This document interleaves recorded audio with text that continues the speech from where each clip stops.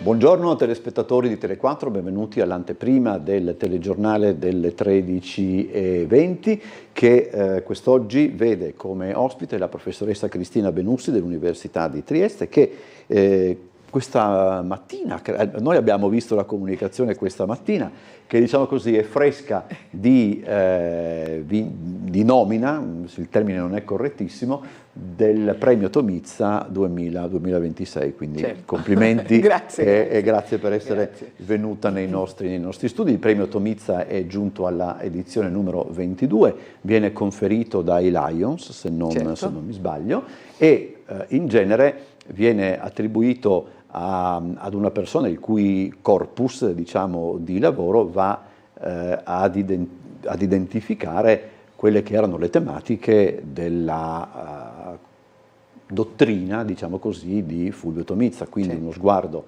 al nostro territorio in senso ampio, nel caso della professoressa dal punto di vista della letteratura e della critica letteraria. Immagino che le faccia piacere come riconoscimento. Mi ha sorpreso molto, mi ha fatto tanto più piacere quanto più inaspettato.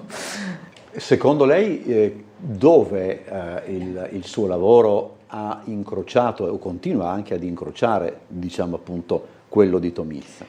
Ma intanto i lavori su Tomizza che io ho fatto e sicuramente i lavori anche nell'ultimo periodo sulla letteratura italiana di Fiume, adesso uscirà il volume sulla letteratura italiana di Istria, dove Tomizza a un certo punto spicca sia per profondità nei modi in cui ha affrontato l'argomento e sia anche per originalità della soluzione che lui prospetta, che non era assolutamente scontata nel 1960 quando è uscito Materada, e infatti ha avuto anche non pochi problemi a Trieste. E poi certamente ho lavorato anche tanto sulla letteratura triestina a confine, sulla nozione così di frontiera e sulle letterature delle minorities, tra cui quella slovena ma anche quella ebraica, ecco, per cui no, Tomizza non era ebreo, però aveva sposato, certo. Quindi in qualche modo ci siamo.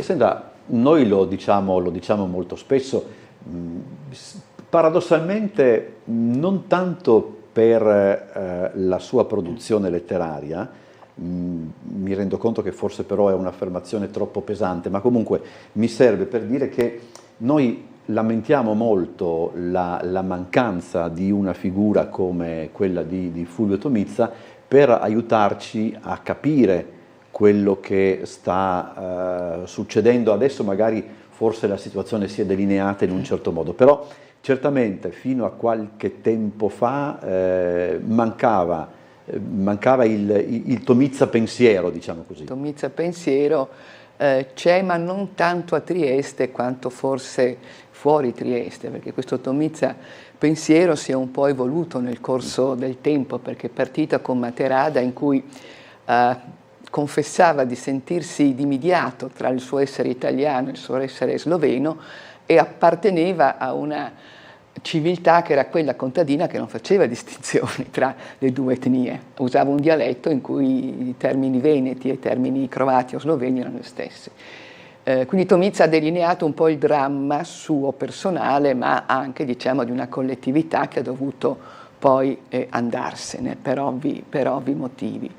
Ma poi c'è una seconda fase di Tomizza, quella in cui Tomizza va in biblioteca alla Marciana e tira fuori storie sul passato dell'Istria e anche storie che riguardano un po' il tipo di rapporto psicologico tra le generazioni, quindi tira fuori anche il suo rapporto molto difficile e molto complesso con il padre, che in qualche modo poi cerca di risolvere proprio grazie attraverso la scrittura letteraria. E sono testi molto belli, molto toccanti, in cui la storia dell'Istria si confonde con la sua personale, addirittura quando parla dell'arcivescovo Vergerio, del modo con cui al male viene dal nord, con cui Vergerio è stato trattato, trova affinità con come è stata trattata la sua famiglia in questi anni.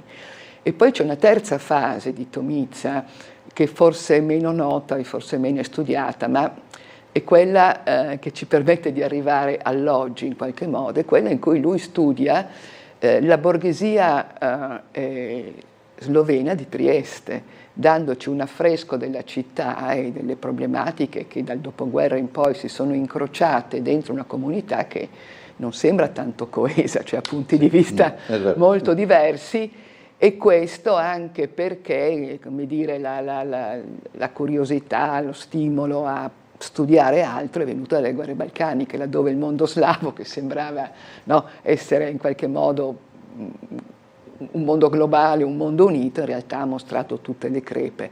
Ecco, questo Tomiza ce l'ha saputo dire, e anche attraverso di lui si riescono a spiegare alcune situazioni drammatiche, veramente drammatiche, della contemporaneità, cioè laddove proprio questa uscita dall'animo umano delle forze che un cattolico direbbe del male, un freudiano direbbe invece, no?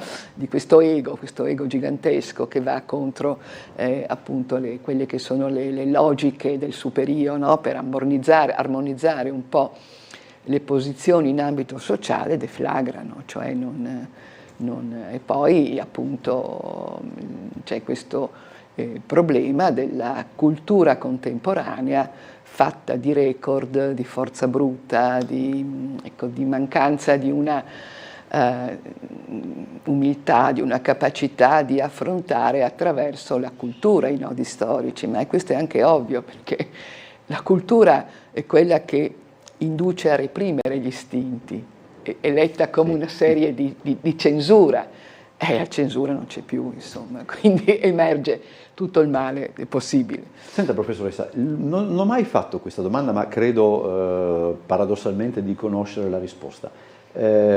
Tomiza soffriva il suo essere comunque divisivo? Molto, lo soffriva moltissimo, tanto è vero che l'ultimo romanzo che è stato scritto dopo le guerre balcaniche,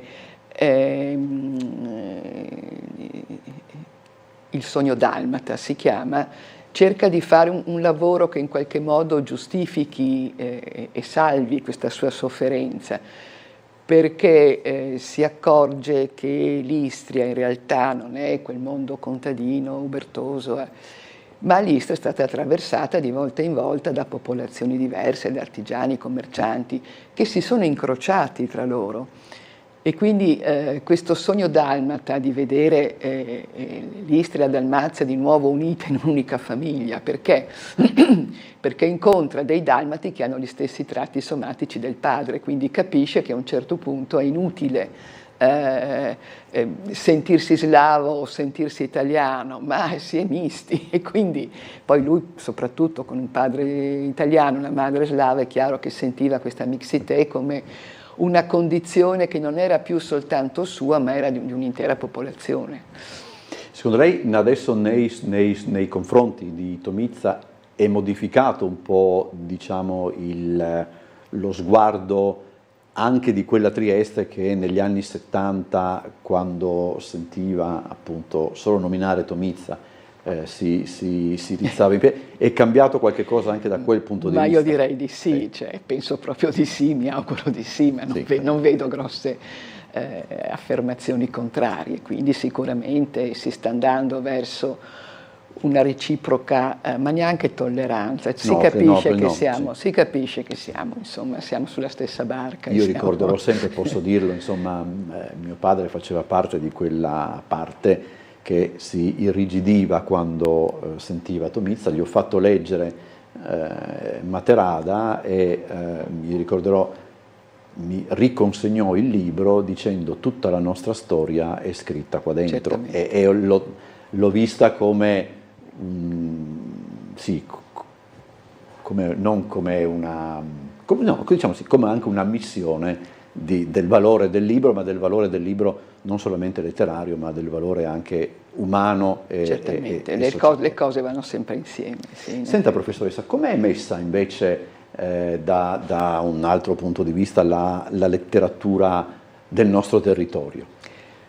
La letteratura del nostro territorio ha delle punte che emergono, invece un sommerso enorme e gigantesco, cioè ci sono degli interessi che spuntano qui qui e lì in diversi convegni sul tema ormai abusato della frontiera, se posso dire, quindi le varie frontiere poi si convergono su Trieste. Trieste è riuscita a darci un'immagine di città molto civile, letteraria, una città colta, una città raffinata, e quindi c'è questa curiosità. Poi per passare da questo alla lettura dei suoi libri magari ci corre un po', però sicuramente abbiamo dei nomi che, insomma, che sono letti, che sono noti, che sono conosciuti, più giovani, meno giovani, e si sta andando anche all'indietro verso, diciamo così, il primo Novecento no, ma il primo Novecento sì. Stuparic con un anno di scuola ha avuto un adesso motto, c'è anche una sorta di revival del film. Ecco, ma anche Slata col Mio Carso è di nuovo in auge, diciamo, quindi sì, bisogna così tener duro, continuare a proporre la letteratura triestina, che però poi alla fine piace, insomma, è piena di cose, no? Come un popolo giovane, no? La letteratura giovane, anche i premi Nobel vengono premiati laddove c'è qualcosa di nuovo. Senta, c'è una curiosità, no? Anche che riguarda la letteratura triestina in senso lato per certi aspetti, perché molto spesso Trieste è protagonista di romanzi certamente più popolari, insomma, se vogliamo, che appunto a Trieste si ambientano, magari questi romanzi non vengono scritti da triestini, molto spesso gialli. Sto pensando, vabbè, c'è il precedente di Scerbanenko, ok, però c'è una generazione una generazione nuova che ambienta da noi storie molto particolari, probabilmente perché la città ha anche questo fascino un po' misterioso. Sì, certamente, questo succede perché la città ha un fascino misterioso e poi perché si è affermato proprio a livello di massa il giallo thriller, insomma. Sì, anche nel nostro paese che esatto, esatto. Per cui Trieste qui offre, diciamo così, un'ambientazione interessante, intanto perché c'è mare, monti, città, eccetera. Poi città di frontiera, quindi spionaggio, e poi perché soprattutto gli scrittori che non sono nati a Trieste ma che vengono di fuori hanno una serie di miti sulla città che intrecciano, no, con i loro eroi, non so, il personaggio svevo sbuca da ogni parte, l'ultima sigaretta, la nevrosi, le cose. Per cui c'è una falsa immagine di Trieste in realtà che viene riproposta, o comunque un'immagine abusata, in libri che sono divertenti, che sono carini e che sì, certo, contribuiscono a far conoscere la città anche se non è Trieste. Certamente. E laddove ci abbiamo verso la conclusione, mi rendo conto che questa è una domanda di quelle dalle 100 pistole, però insomma, a un livello più, come dire, più nazionale la letteratura del nostro paese come... Cioè dell'Italia? Dell'Italia, sì. Allora ha qualche handicap perché scritto in inglese gira molto di più un testo evidentemente, e anche perché ha una sintassi complessa, e anche perché la mia opinione è che laddove è fermo tutto, anche la letteratura e la cultura si fermano. I paesi che si evolvono, che cambiano, che creano nuovi problemi, nuove tematiche, anche la letteratura attinge e diventa qualcosa di visibile, di universale. In fin dei conti, da questo punto di vista si potrebbe dire che letteratura e cinema vanno abbastanza d'accordo, no? Sì. Perché c'è un momento di stagnazione. Un momento di Ecco, se lei dovesse, professoressa, consigliare anche a noi triestini, perché un libro che non dico che meglio di altri racconti la nostra città o il nostro territorio, perché poi dopo il gusto personale mi rendo conto che entra in scena in maniera preponderante, ma magari un libro, che ne so, del quale ci sia un po' dimenticati, che andrebbe per certi versi riscoperto. Ma sicuramente i libri di Stuparic perché, come dire, raccontano una Trieste quando era unita all'Istria e quindi al centro di un territorio molto più ampio, e poi sono libri che possono non piacere, cioè non è un autore di quelli che si ama, no, immediatamente, però raccontano una problematica che non è soltanto, diciamo, legata alla sua storia, ma anche alla sua antropologia. In fondo Trieste ha diversissimi autori, alcuni legati al mare, alcuni al Carso, alcuni alla cultura slovena, e non troviamo uno unitario che possa raccontare tutto, quindi almeno 3 libri dovremmo leggere. Si trovano i libri di Stuparic, è facile trovare, ormai poi questo è l'altro discorso, ma certamente sì. Allora io ringrazio la professoressa Cristina Benussi per essere stata con noi, grazie, complimenti per il riconoscimento. Sa già quando le verrà? Sabato sera. Dopodomani? Dopodomani, sì. Quindi è una roba molto, molto rapida. Sì. Grazie davvero, grazie a voi. Buon lavoro. Grazie adesso noi andiamo in pubblicità, poi torniamo con il telegiornale. Approfitto soltanto per ricordare che questo pomeriggio alle 18:30 al Politeama Rossetti c'è uno spettacolo, un concerto che raggruppa i licei musicali e il liceo coreutico della nostra regione, e quindi è una buona opportunità per vedere all'opera i ragazzi che frequentano queste scuole. Grazie ancora professoressa, dopo la pubblicità il telegiornale.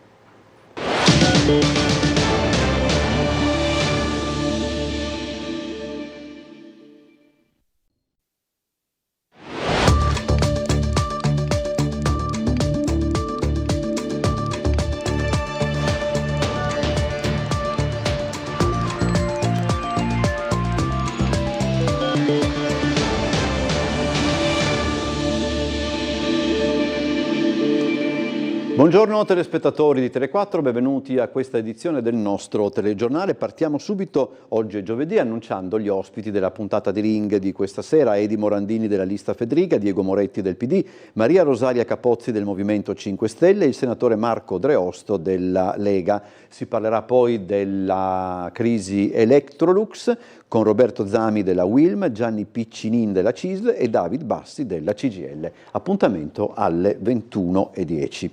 Cronaca in apertura: ha accusato un malore durante il turno di lavoro mattutino ed è morto in fabbrica. È successo stamani alla SBA di Monfalcone, la società che si occupa di produzione di bulloni. L'operaio di 60 anni, stando alle prime informazioni, avrebbe accusato un infarto poco dopo aver iniziato il proprio turno dopo le 8:15. È immediatamente scattato l'allarme nello stabilimento. L'uomo è stato soccorso prima dai colleghi e poi dai sanitari del 118. È stato necessario attivare anche l'elisoccorso per trasportarlo all'ospedale di Catinara. Nonostante le incessanti manovre di rianimazione, l'operaio è deceduto poco dopo il trasporto all'ospedale.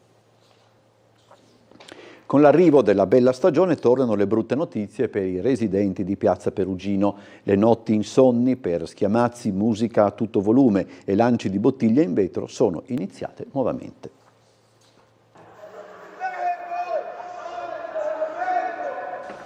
Torna l'incubo notturno in Piazza Perugino. Con il caldo ecco riapparire i gruppi di ragazzi con casse portatili a tutto volume per tutta la notte, fra alcol e lanci di bottiglie di vetro, una volta ubriachi. Danneggiato anche il verde pubblico della piazza, appena ripiantumato, fra oleandri ed altri tipi di siepi. Sul posto, dopo diverse segnalazioni dei residenti al 112, 3 volanti di polizia che hanno passato al setaccio la zona. Fortunatamente stavolta non si segnalano risse violente, ma la pazienza dei residenti è già colma prima che si inizi la stagione estiva, quando si aprono le finestre e le notti di disagio e degrado in piazza si ripetono giorno dopo giorno. Gli stessi residenti, attraverso una segnalazione alla nostra emittente, chiedono la vigilanza notturna fissa e non il passaggio durante le ore di luce delle forze dell'ordine, quando sostanzialmente non accade nulla.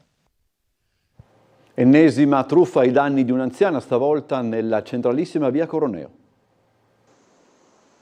Colpo grosso dei truffatori seriali proprio di fronte al carcere del Coroneo. Invece di finirci dietro le sbarre, i professionisti del raggiro hanno deciso di entrare in azione proprio nella centralissima via di Trieste, dove fra tribunale e casa circondariale sono sempre presenti pattuglie delle forze dell'ordine. Si è trattato di un colpo lampo, presumibilmente con la tecnica della refurtiva di una rapina da controllare. Il soggetto, che si è presentato alla porta dell'anziana, è riuscito a farsi consegnare gioielli preziosi per un complessivo di un etto in oro, oltre che diverse sterline frutto dei risparmi di una vita. L'uomo, una volta intascato il bottino, ha fatto perdere le proprie tracce. Saranno ora i carabinieri della compagnia di via Ermet a dover acquisire le immagini delle telecamere piazzate in zona per provare a identificare il responsabile. Una pratica sostanzialmente quotidiana, con una mole di lavoro legata alle truffe che ormai intasa gli uffici di pubblica sicurezza, visti 7.000 episodi analoghi registrati in regione nel 2025. E una nuova truffa circola in questi giorni attraverso una serie di SMS che segnalano l'esistenza di multe a carico di chi riceve il messaggio. Il Comune di Trieste non utilizza questo genere di comunicazione per avvisare le persone di eventuali contravvenzioni. La truffa stavolta sale in macchina, l'ultima delle tante che mettono a dura prova la necessaria impassibilità di chi da esse viene raggiunto, sfrutta quel comprensibile timore che prende chiunque quando gli viene notificata una multa. Il tutto arriva via SMS e già questo dovrebbe mettere sull'avviso. Il mittente è un fantomatico comune, il messaggio è molto semplice, ancorché sia presente un errore di grammatica. Il destinatario viene in pratica avvisato dell'esistenza di una multa a suo carico con la possibilità di pagarla immediatamente. Accedendo al sito indicato viene richiesto di mettere il numero della targa del proprio autoveicolo. Appare poi una schermata con le infrazioni e la cifra da versare. Quindi un'ulteriore schermata con la richiesta di inserire i propri dati e procedere con il pagamento. La truffa è particolarmente elaborata nella sua semplicità. I caratteri infatti sono quelli tipici delle modalità di pagamento tramite SPID o carta di identità elettronica cui si fa riferimento. Ovviamente nessun comune, tantomeno quello di Trieste, utilizza questi canali per rendere noto ad un cittadino di una sanzione emessa nei suoi confronti. La raccomandazione è ancora una volta quella di non prestare attenzione a questo genere di comunicazioni. Il Comune di Trieste comunica una multa attraverso esatto con una raccomandata cartacea a domicilio oppure tramite PEC, ancora poi con una notifica diretta e per quelle stradali con l'esposizione dell'avviso sul parabrezza della vettura. Nel corso dei controlli effettuati dai carabinieri di Aurisina lo scorso fine settimana lungo Viale Miramare, 2 persone sono state denunciate per essersi rifiutate di sottoporsi agli accertamenti antidroga. Si tratta di un 22enne e di un 39enne che, risultati positivi al narcotest salivare per consumo di sostanze stupefacenti, hanno successivamente rifiutato di recarsi presso una struttura sanitaria per gli esami di conferma. Per entrambi è scattato il ritiro immediato della patente, la denuncia all'autorità giudiziaria e l'affidamento del veicolo a terzi. Qualche giorno prima, nel territorio di Duino Aurisina, altri 2 automobilisti, un 40enne e un 33enne, erano stati sanzionati amministrativamente per guida in stato di ebbrezza dopo essere stati sorpresi, al volante, con tassi alcolemici pari rispettivamente allo 0,69 e allo 0,75 grammi per litro. Anche in questo caso è stato disposto il ritiro della patente, oltre alla sanzione pecuniaria prevista. Adesso ci occupiamo invece del ragazzo che qualche tempo fa ha salvato una ragazza che si era gettata nelle acque dal molo Audace. Vediamo il servizio. La domenica di marzo stavo passeggiando con dei miei amici e sul molo Audace è caduta una ragazza in acqua e appena ci siamo accorti che appunto c'era una situazione di pericolo ho cercato di capire se riuscisse a tornare verso il molo in autonomia per tirarla su e salvarla. Poi quando ho capito che non ce l'avrebbe fatta mi sono tolto un po' di cose e mi sono buttato per prenderla. Il clima, la temperatura dell'acqua è stata l'unica cosa a cui non ho pensato, infatti appena l'ho toccata ho capito che era veramente fredda e ho agito distinto, sì. Lo racconta con grande semplicità, ma il suo gesto è stato tutt'altro che banale. Incurante della temperatura ancora rigida dell'acqua nella prima domenica di primavera, si è buttato in mare per salvare una ragazza caduta dal molo Audace, riportandola a riva in tempo per affidarla alle cure del personale sanitario. Il 31enne Davide Mostarda, udinese, consulente di Poste Italiane, ha ricevuto oggi dalle mani del sindaco di Piazza, nel salotto azzurro del municipio, un attestato di riconoscimento e una medaglia. Presenti alla breve cerimonia anche l'assessore alla sicurezza De Gavardo, parenti, amici e colleghi del giovane. Sono molto contento, soddisfatto di questo riconoscimento, mi fa piacere che qua con me ci sia la mia famiglia e anche qualche mio amico e credo che sia un gesto che andava fatto, perché quella persona era in chiara difficoltà e quindi lo rifarei e spero che altre persone possano prendere spunto da questo gesto. Se questo significa essere eroe, sarò un eroe, però non mi sento tale, ecco. Allora, chiedo scusa perché prima presentando il servizio forse non ho detto bene diciamo così, quello che ha causato appunto l'intervento del ragazzo. Ma adesso siamo collegati con la sala operativa della Polizia Locale dove ci aspetta il commissario De Grassi. Buongiorno. Sì, buongiorno Bosazzi a lei e tutti i telespettatori. Cosa ci racconta? Ma guardi, una mattinata abbastanza intensa come lo è stato anche il pomeriggio di ieri, molte telefonate soprattutto per problematiche di soste, informazioni varie in continuazione, comunque diciamo la cittadinanza e anche il traffico è abbastanza attivo con il caldo. Come ultima notizia di ultimo momento c'è un incidente in stradale solo danni, dovrebbe essere in Cologna, in intersezione via Galilei, mi dicono che ci sono dei rallentamenti. Per il resto c'era un presidio davanti all'Atre alle 11, non ha creato problematiche. C'è uno scavo urgente in Revoltella Sinico, uno scavo urgente della rete elettrica, è legato al blackout, non so se avete dato notizia di ieri pomeriggio, c'è stato per diversi minuti un blackout della corrente in parte della città e pare sia dovuto a un danno in questa linea, ripeto, in Revoltella Sinico. C'è uno scavo anche in via Locchi all'altezza Civici 27-29 con lieve restringimento della carreggiata. La galleria Carso è chiusa in direzione Trieste come diciamo ogni giorno e niente, per il resto ci sono altri cantieri, attenzione, ci sono ancora lavori di asfaltatura, ci potrebbero essere dei piccoli disagi. Al momento, a parte l'incidente, non abbiamo altri incidenti particolari o interventi in atto. Come agenda non abbiamo niente per il pomeriggio di particolare, per cui a questo punto vi ritornerei la linea. Grazie commissario, buona giornata e buon lavoro. Grazie, altrettanto a voi. Occupiamoci adesso della Startec. I salari sono stati pagati in tempo, compresa la promessa maggiorazione, ma i lavoratori non sono tranquilli sul loro futuro e chiedono all'azienda certezze sul piano industriale. Per questo domani effettueranno uno sciopero di 4 ore e un presidio in Piazza Unità. Se gli stipendi sono arrivati, questo è un primo passo importante, perché insomma, ristabilire una regolarità retributiva era fondamentale per dare anche ossigeno ai lavoratori. Dobbiamo capire quali sono le nuove, diciamo, il nuovo sostegno, quel piano industriale. Hanno ricevuto gli stipendi nei tempi previsti e maggiorati del 5% per compensare il precedente ritardo, così come promesso dall'azienda all'ultimo tavolo ministeriale, ma i 320 lavoratori della Startec sono preoccupati per il futuro e chiedono certezze sugli investitori che consentano l'applicazione del piano industriale. Nel mese scorso è venuto a mancare l'appoggio di quelli che devono essere i principali investitori, soci e quant'altro, quindi il prossimo incontro che ci sarà al Ministero dovrà svelare un po' le carte di se ci sono, insomma, se la proprietà è riuscita a trovare dei nuovi finanziatori, dei nuovi soci, quindi per ridare ossigeno a un piano industriale che conferma negli intenti, ma ovviamente se mancano le gambe diventa difficile da sostenere. I sindacati di categoria di CGIL, CISL, UIL e UGL promuovono quindi un presidio per domani mattina dalle 10 davanti alla prefettura in Piazza Unità.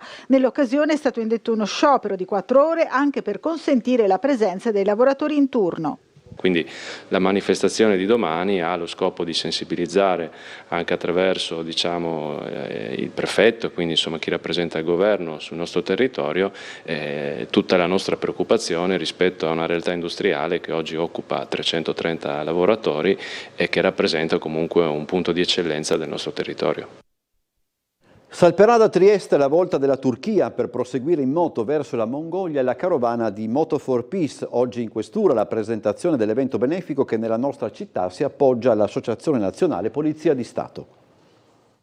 Saremmo ad accogliere i bikers provenienti dal Veneto nella mattinata di domenica, e poi ci sarà l'incontro con la cittadinanza, speriamo in Piazza Verdi, con un punto stampa alle ore 11, prima poi dell'imbarco nel pomeriggio di questa importante carovana benefica. Così Maurizio Iannarelli, presidente della sezione triestina dell'Associazione Nazionale Polizia di Stato, sintetizza quanto accadrà domenica mattina prima che il gruppo di 12 motociclisti, che sabato partirà da Roma, si imbarchi per raggiungere la capitale della Mongolia, Ulaanbaatar, per il viaggio solidale Asia e Moto for Peace 2026. È importante perché la città ha bisogno anche di questi eventi, e con un certo orgoglio, insomma, Moto for Peace e Asia hanno scelto come AMS il partner per garantire assistenza e garantire quindi una bella visibilità. L'iniziativa nel suo complesso è stata illustrata stamani in questura, presente il vicequestore Leonardo Boido. Il viaggio durerà poco più di 45 giorni, l'itinerario è stato modificato doverosamente tenendo conto della difficile situazione internazionale.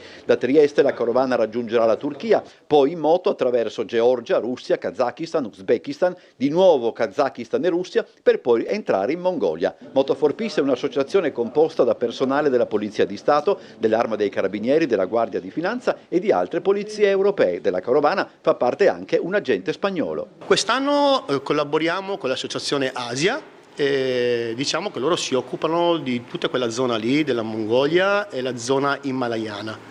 Noi abbiamo scelto di appoggiare un progetto per migliorare la qualità, diciamo, dell'insegnamento presso le scuole periferiche di Ulaanbaatar. Andiamo in pubblicità, torniamo con altri servizi, rimanete in nostra compagnia.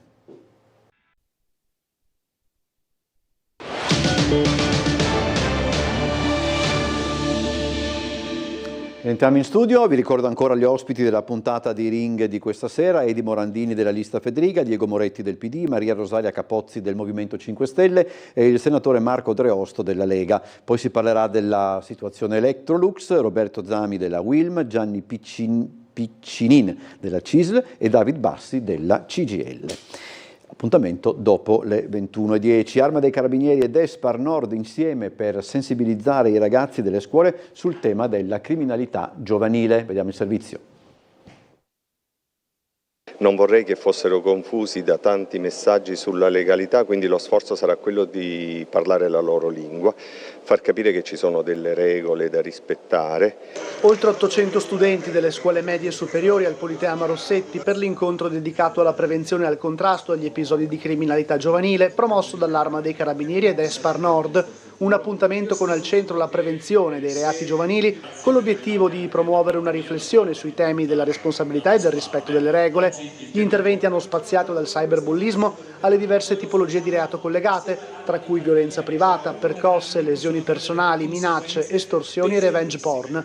Particolare attenzione anche agli illeciti commessi negli esercizi commerciali, come furti e rapine, oltre che alla prevenzione dei rischi online e all'importanza della rete territoriale composta da famiglie, scuole, servizi sociali, istituzioni, tribunali e forze dell'ordine. Noi siamo presenti in modo capillare in questo territorio, nei paesi, nei quartieri, nelle città, e sentiamo l'obbligo di fare parte dello sviluppo non solo commerciale ma anche di uno sviluppo culturale del nostro territorio.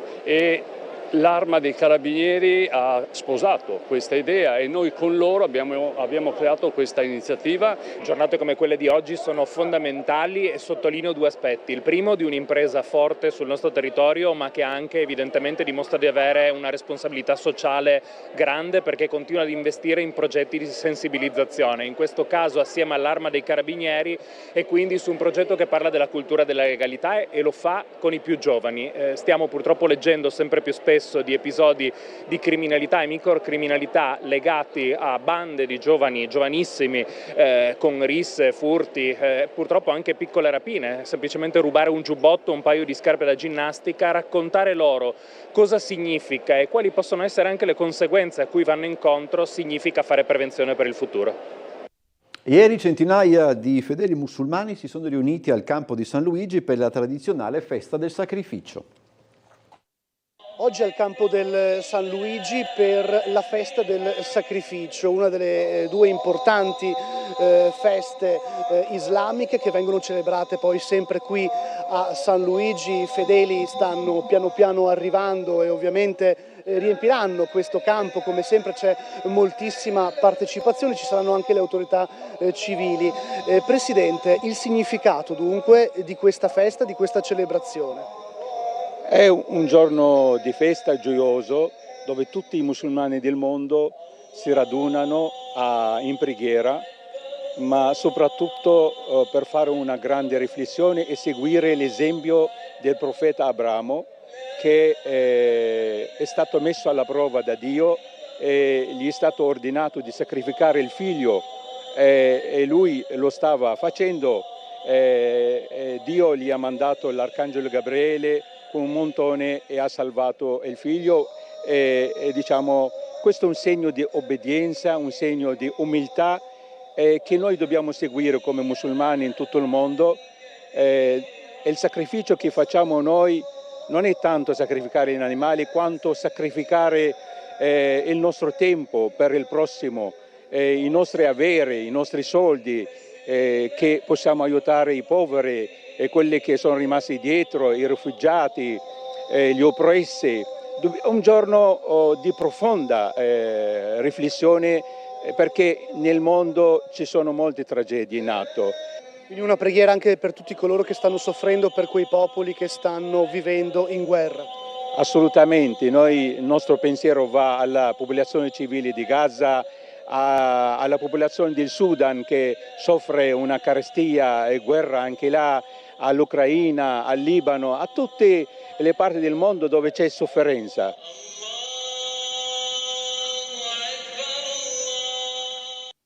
Barcolana 58 salpa tra conferme e innovazioni, ampliando il proprio orizzonte tra mare e città.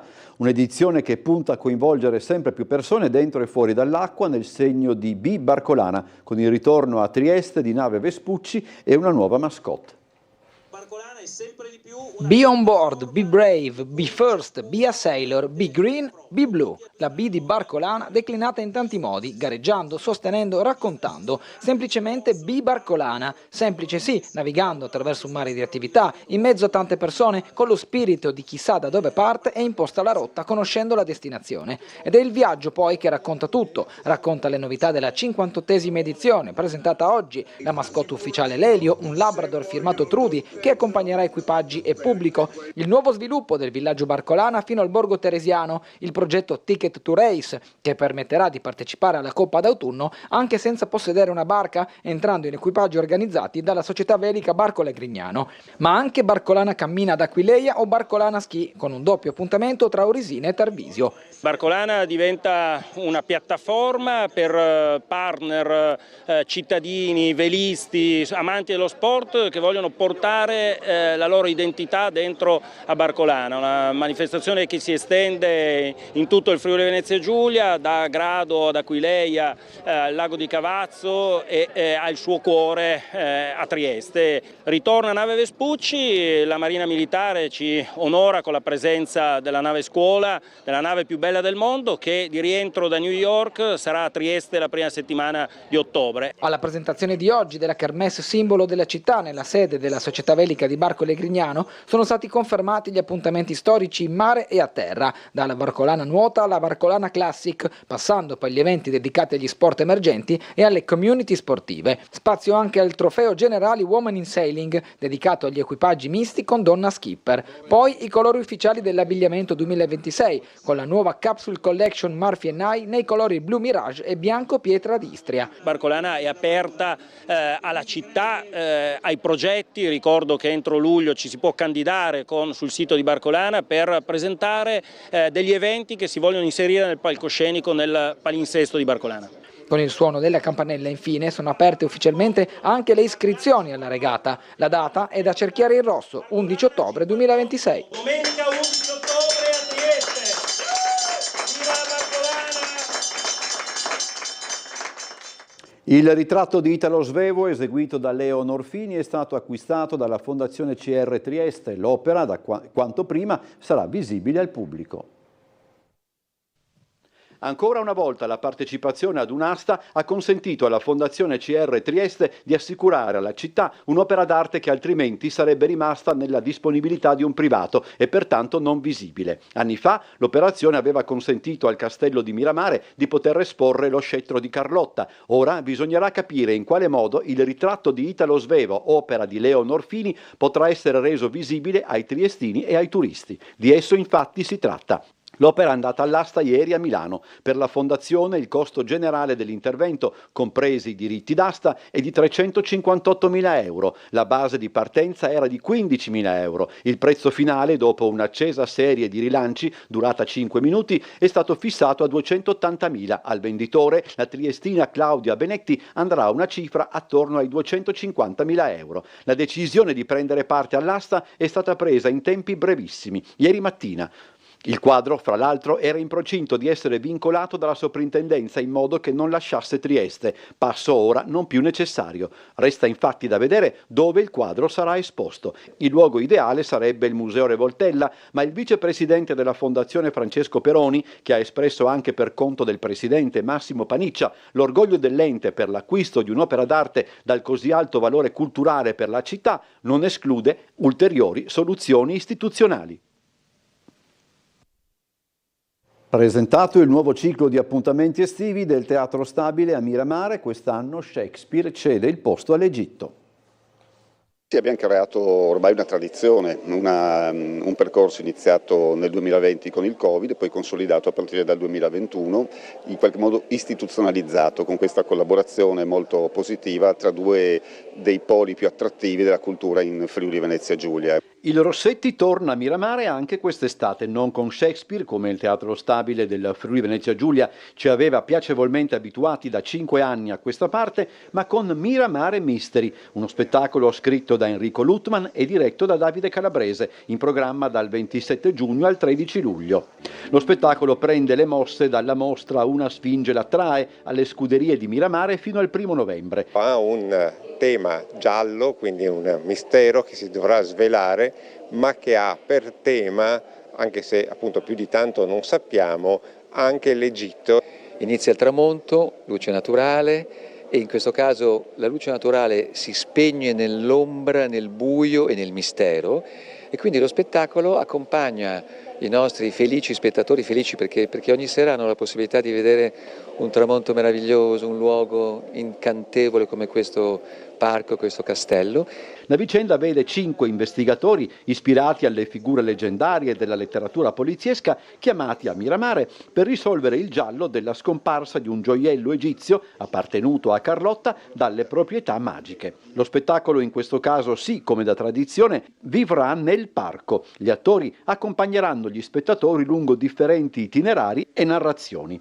E come sempre lo spettacolo vedrà gruppi di spettatori divisi, presi in carico dai vari personaggi per arrivare ad una conclusione collettiva. La prevendita dei biglietti parte dal 28 maggio. L'esperienza maturata in questi 6 anni nel valorizzare il Parco di Miramare e al contempo offrendo un'iniziativa culturale di grande spessore penso sia una formula vincente e lo dimostra il grande apprezzamento del pubblico. Di fatto tutti gli spettacoli negli anni scorsi sono stati sold out, quindi immagino che andremo anche quest'anno in questa direzione. Non è tutto. Come ogni anno tornano anche i piccoli di Podrecca, dal 3 al 5 luglio, anche in questo caso con tante sorprese collegate all'Egitto. E sarà questa una parte di un progetto che porterà le marionette nei musei nazionali del Friuli Venezia Giulia.